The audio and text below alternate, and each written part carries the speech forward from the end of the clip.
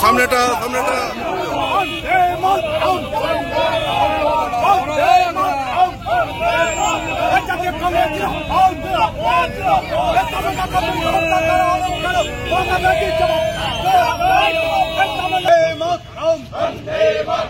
বিজয় উৎসবের নামে তাম্মা খাতুনের মধ্যে বাচ্চা মেয়েকে হত্যা করা হলো কারণ তৃণমূল কংগ্রেস।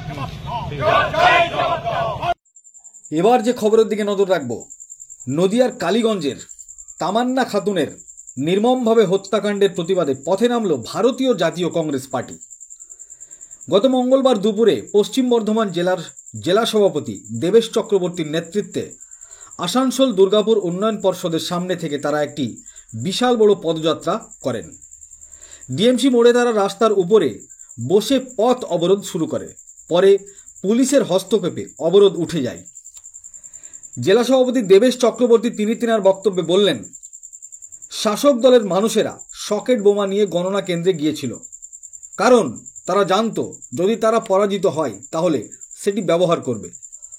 পাশাপাশি তিনি পুলিশের বিরুদ্ধে অভিযোগ করে বলেন, পুলিশ বিরোধীদের জন্য সক্রিয়, কিন্তু শাসক দলের নেতাদের কেশাগ্র স্পর্শ করতে পারে না।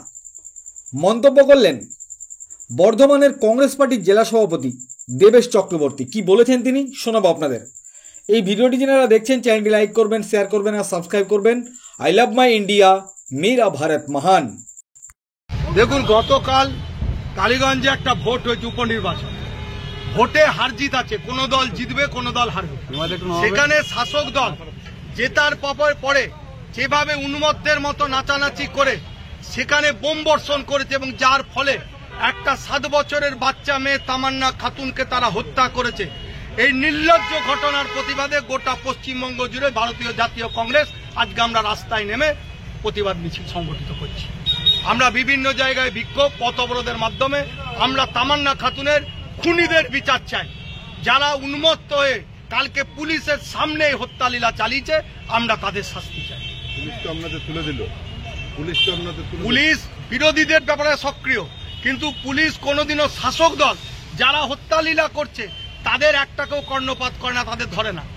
বিভিন্ন ঘটনায় গিয়ে দেখবেন পশ্চিমবঙ্গ, পশ্চিম বর্ধমান, দুর্গাপুর, আসানসোল, শিল্পাঞ্চলে দেখবেন বিরোধীদের উপর যত এদের নির্যাতন, এরা কখনোই শাসক দলের কেশাগ্র স্পর্শ করতে পারে। যে ঘটনা কালকে আমরা দেখলাম যেটা বিজয় মিছিল, তো বিজয় মিছিলে সাধারণত পটকা বাজি এগুলো ফাটাতে দেখি, কালকে অভিযোগ সকেট বোম ব্যবহার। একদম, কালকে ওরা রেডি হয়েছিল যে বিরোধীদের ভোট কাউন্টিং এ যদি হারে তাহলে সেই জায়গায় কাউন্টিং এর জায়গা দখল হবে, তার জন্য সকেট বোম নিয়ে গেছিল। কোন সাধারণ মানুষ বিজয় উৎসবে সকেট বোম নিয়ে ঘুরে বেড়ান বল?